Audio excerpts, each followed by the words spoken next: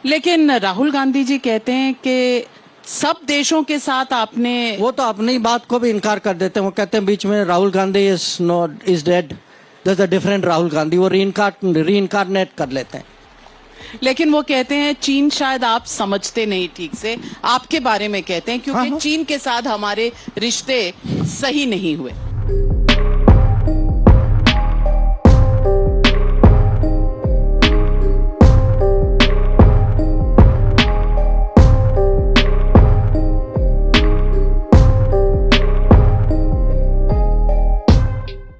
हजारों किलोमीटर जमीन हिंदुस्तान की चाइना ने हमसे छीनी है। और दुख की बात है कि हिंदुस्तान के प्रधानमंत्री ने ऑपोजिशन की मीटिंग में कहा कि हिंदुस्तान का 1 इंच किसी ने नहीं लिया है। देखिए, वो तो चीन को इतना समझते हैं कि चीन के राजदूत के साथ सीक्रेट मीटिंग करते हैं। तो हो सकता है सीक्रेट मीटिंग में कुछ तो जानकारी तो मिली होगी ना, तो इसीलिए तो इतना अच्छा समझते। लेकिन जब आपको कहते हैं कि आप चीन नहीं समझ पाते, चीन पे शायद आपको लगता है कि राहुल गांधी की एक पाठशाला होनी चाहिए। अब देखिए, राहुल गांधी जी जून 4 के बाद उनको माने सोचना तो होगा कि क्या चलाएं, कहां चलाएं, किधर चलाएं। तो एक आइडिया है आपका, पाठशाला चलाएं।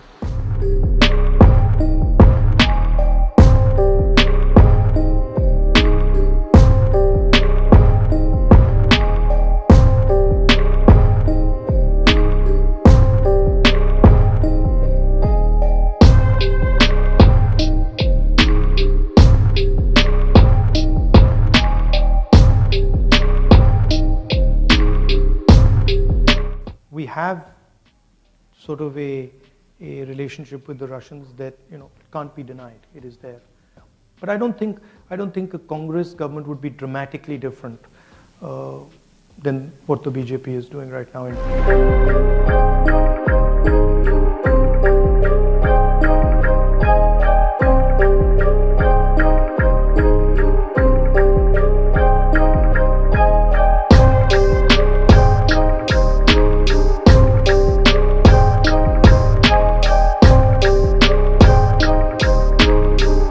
एक तो लोग कहते हैं कि जो भी सरकार हो विदेश नीति पर सहमति, ये कहते हैं ना।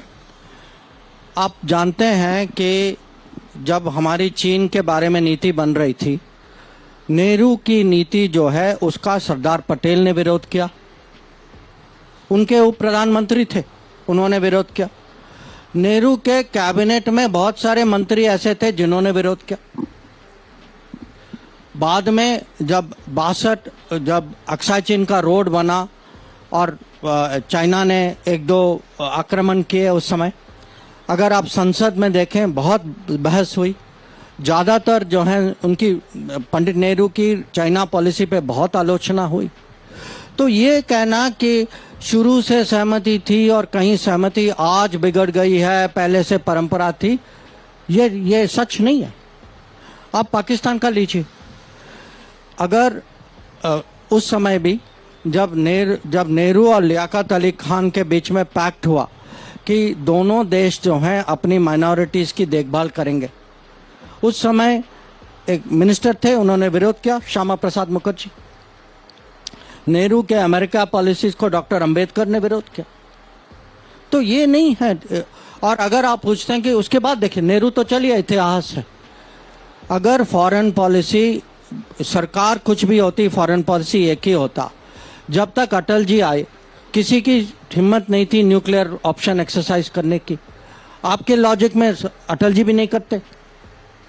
जब तक मोदी जी नहीं आए किसी की हिम्मत नहीं थी कि LOC क्रॉस कर इंटरनेशनल बाउंड्री क्रॉस कर आतंकवाद का जवाब देना।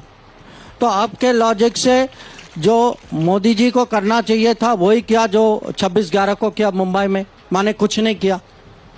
तो हमको आपके लॉजिक से हमें पुलवामा भी झेलना है, उरी भी झेलना है, हर चीज़ झेलना है, क्योंकि हमें पाकिस्तान की ज़्यादा परवाह है। तो ये देखिए, आपको गुमराह कर रहे हैं कि अरे सब फॉरेन पॉलिसी में सब हम एक सर्वसम्मति थी, हमारा सबका मत एक ही था। ये बोगस